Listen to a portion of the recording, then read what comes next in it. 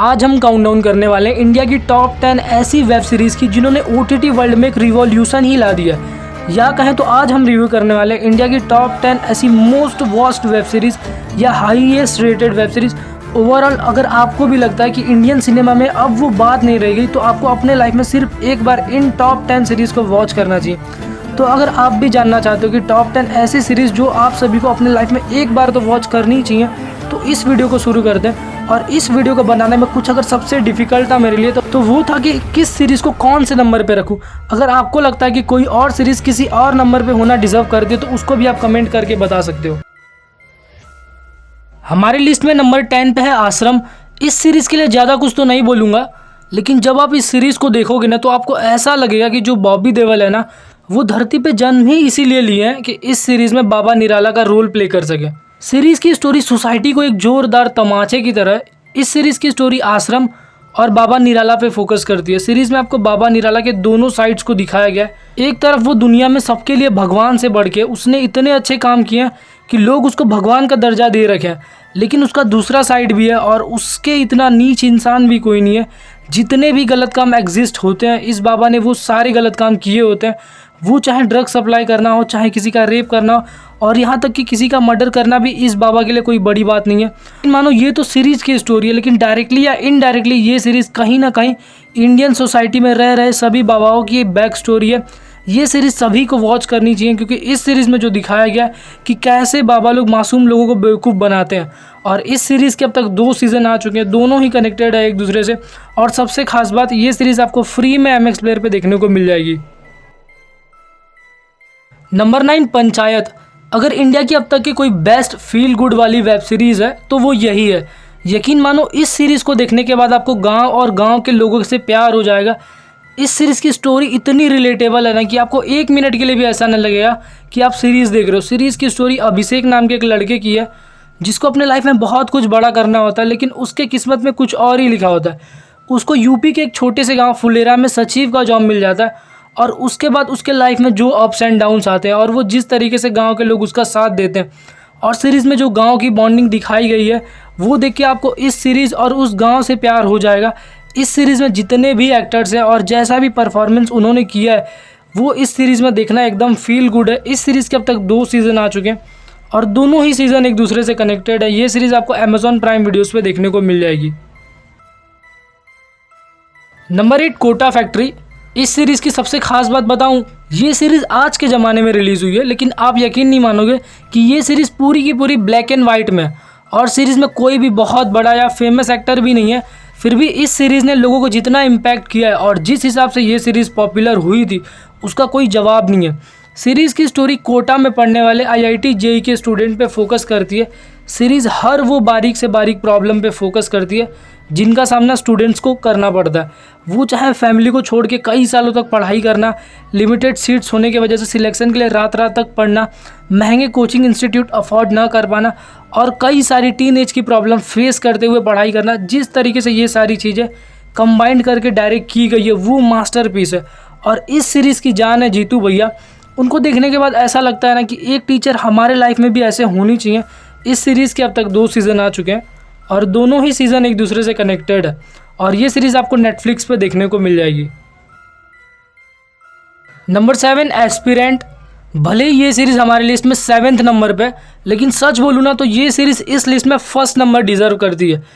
मुझे आपका तो नहीं पता कि आपने ये सीरीज़ कब देखी थी, लेकिन मैंने ये सीरीज़ मेरे एग्ज़ाम से 1 महीने पहले देखी थी, और सच बोलूँ तो सीरीज़ देखने के बाद मेरा पढ़ाई में मन लग गया था। सीरीज़ की स्टोरी UPSC कर रहे एस्पिरेंट्स की है। सीरीज़ देखने के बाद पता चलता है कि सिविल सर्विसेज एग्जामिनेशन क्रैक करना इतना इम्पॉसिबल सा क्यों है, और UPSC को लेकर लोग इतना रिस्पेक्ट क्यों देते हैं।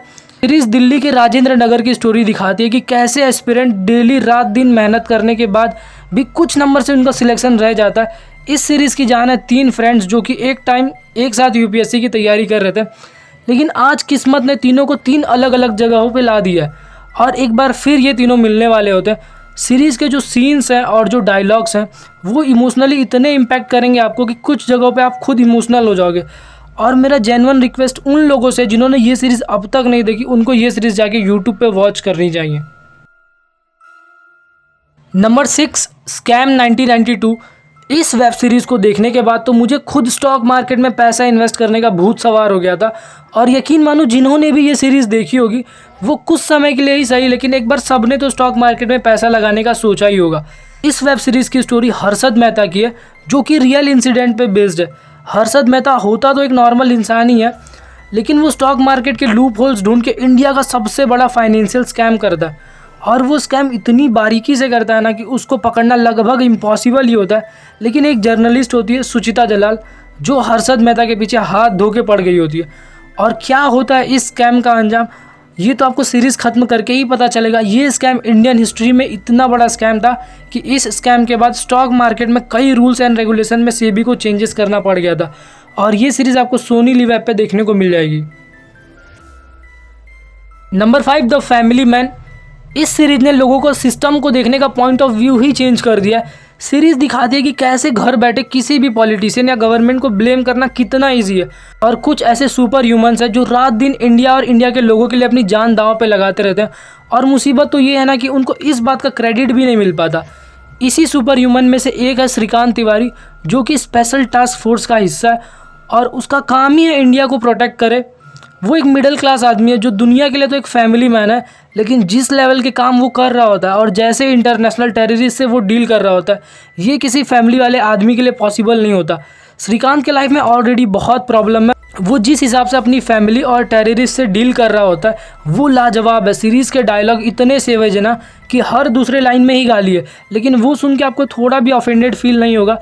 ओवरऑल ये एक बेस्ट सीरीज़ है जो कि आपको एक बार तो वॉच करनी चाहिए। इस वेब सीरीज़ के अब तक 2 सीज़न आ चुके हैं लेकिन दोनों ही सीज़न एक दूसरे से अलग है। मतलब अगर आपने पहला सीज़न नहीं भी देखा होगा तो आप दूसरा सीज़न वॉच कर सकते हो। और ये सीरीज़ आपको प्राइम वीडियोस पे देखने को मिल जाएगी। नंबर 4 असुर। अगर आप भी मेरी तरह एक जॉइंट हिंदू फैमिली से बिलोंग करते हो तो आपने भी बचपन में ढेर सारी माइथोलॉजिकल कहानियाँ सुनी होंगी और यही रीज़न है कि हम इंडियंस को माइथोलॉजिकल स्टोरीज़ में इतना इंटरेस्ट है। असुर वेब सीरीज़ की कहानी भी एक माइथोलॉजिकल कहानी है।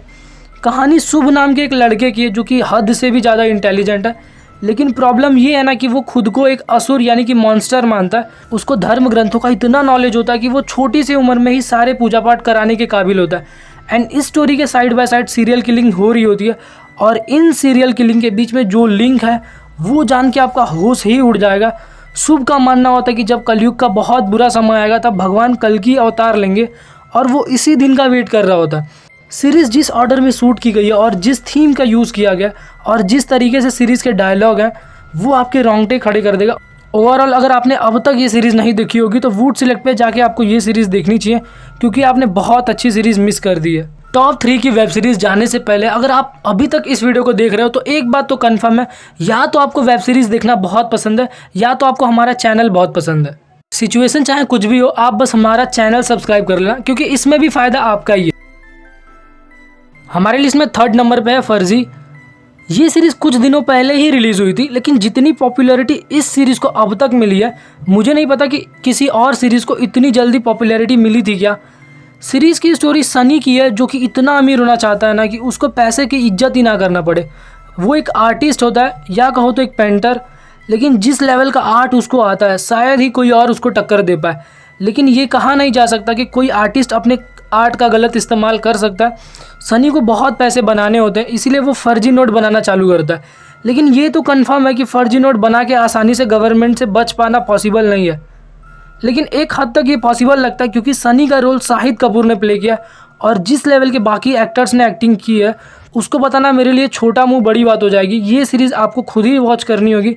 अगर आपको फर्जी पसंद है और आप फर्जी के जैसे टॉप 5 सीरीज़ देखना चाहते हो तो उसका लिंक भी आपको डिस्क्रिप्शन और आई बटन में मिल जाएगा, आप वहाँ से जाके देख सकते हो। और ये सीरीज़ आपको प्राइम वीडियोस पे देखने को मिल जाएगी। नंबर 2 मिर्ज़ापुर। इस सीरीज़ के बारे में ज़्यादा कुछ बोल के तो मतलब ही नहीं है क्योंकि मुझे नहीं लगता कि इस सीरीज़ को मेरे एक भी व्यूअर ने अभी तक छोड़ा होगा। हम में से ऑलमोस्ट सभी लोगों ने ये सीरीज़ देख ही ली होगी और इस सीरीज़ के फैंस भी एकदम डाई हार्ड है। इस सीरीज़ ने ना केवल पंकज त्रिपाठी के लाइफ में ट्विस्ट लाया बल्कि इंडियन सिनेमा में भी एक ट्विस्ट ला दिया। और इस सीरीज़ के बाद इस सीरीज़ के थीम पे और स्टोरी पे कई सारी और सीरीज़ बन चुकी हैं। सीरीज़ की स्टोरी मिर्ज़ापुर की है जहाँ पे कई लोग मिर्ज़ापुर के किंग बनना चाहते हैं और इन सब के बाप है कालीन भैया जो कि फ़िलहाल मिर्ज़ापुर पे राज कर रहे होते हैं। लेकिन ये कहा नहीं जा सकता कि और कितने दिनों तक उनका राज चलेगा क्योंकि गद्दी को लेकर हर दूसरा आदमी एक दूसरे को मारने लगा होता है। इस सीरीज़ के कुछ कैरेक्टर्स हैं जैसे कि मुन्ना भैया, गुड्डू पंडित, कालीन भैया और भरोसे वाले चाचा, जो कि हमेशा हमेशा के लिए अमर हो चुके हैं। और इस सीरीज़ के अब तक 2 सीज़न आ चुके हैं और कुछ ही समय में इसका 3rd सीज़न भी आने वाला है और ये सीरीज़ आपको प्राइम वीडियोज़ पे देखने को मिल जाएगी। हमारे लिस्ट में फर्स्ट नंबर पे सेक्रेड गेम्स। कोई कितना भी बोल ले या कितना भी उड़ ले, लेकिन जो फैक्ट है वो फैक्ट है। फर्स्ट नंबर पे सेक्रेड गेम्स के अलावा कोई और सीरीज़ आ ही नहीं सकती। और अगर किसी को लगता है कि आ सकती है तो उसके लिए कमेंट बॉक्स खुला है, मैं हर कमेंट का जवाब दे सकता हूँ। सेक्रेड गेम्स की देन है कि इंडिया में वेब सीरीज़ का क्रेज़ इतना बड़ा। इस सीरीज़ की शुरुआत होती है नवाजुद्दीन सिद्दीकी से, जो कि मुंबई का डॉन होता है और उसको एक ऐसी खबर मिली होती है कि मुंबई के पास अब सिर्फ 25 दिन बचे और अगर हिम्मत है तो बचा लेना अपने शहर को। 25 दिन है, बचा लेना अपने शहर को। इस सीरीज़ के बारे में जितना बोलूँगा ना उतना कम है, क्योंकि इस सीरीज़ को 3 डायरेक्टर्स ने मिल के डायरेक्ट किया, अनुराग कश्यप, विक्रमादित्य मोटवानी और नीरज गायवान। और ये इंडिया की इकलौती ऐसी सीरीज़ है ना जिसको फॉरेन के रिव्यूअर्स ने फॉरेन की सीरीज़ नार्कोस से कंपेयर किया और इस सीरीज़ को इंडिया की नार्कोस भी कहा जाता है। मुझे लगता है कि इतना रीज़न बहुत है इस सीरीज़ को वॉच करने का। अगर आपके पास कोई और रीज़न है इस सीरीज़ को वॉच करने का तो आप कमेंट में बता सकते हो। इस सीरीज़ के अब तक 2 सीज़न आ चुके हैं और दोनों ही कनेक्टेड है एक दूसरे से। ये तो कंफर्म है कि इस सीरीज़ को देखने के बाद आप नवाजुद्दीन सिद्दीकी, पंकज त्रिपाठी और सैफ अली खान के फ़ैन हो जाओगे। तो ये थी हमारी इंडिया की टॉप 10 ऐसी वेब सीरीज़ जो आप सभी को अपने लाइफ में एक बार वॉच करनी चाहिए। मुझे पता है कि कोई सीरीज़ मेरे से छूट गई होगी, तो अगर आपको वो पता है तो वो कमेंट करके बता देना।